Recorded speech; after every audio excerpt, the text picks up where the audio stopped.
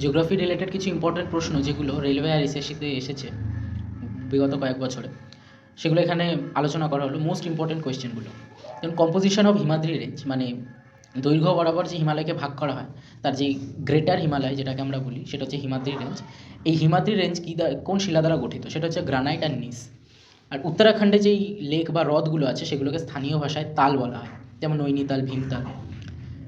Blue mountain, যেটা কিনা north ইস্টে মিজোরাম স্টেটে অবস্থিত। ব্লু মাউন্টেন পরীক্ষা এসেছিল যে ব্লু মাউন্টেন কোন স্টেটে অবস্থিত, সেটা হচ্ছে মিজোরামে। আচ্ছা, মাউন্ট সারামাতি, মাউন্ট সারামাতি হচ্ছে নাগাল্যান্ডে অবস্থিত। শিলং, শিলং হচ্ছে খাসি পর্বত যেটা আছে, খাসি হিলস মেঘালয়ে, সেই খাসি হিলের একটি অংশ। আচ্ছা, হোয়াইট বেলিড হেরান বার্ড, এটার মূল হ্যাবিটেট হচ্ছে নর্থ ইস্টার্ন পার্ট, আমাদের ইন্ডিয়ার যে নর্থ ইস্টার্ন পার্ট সেখানে।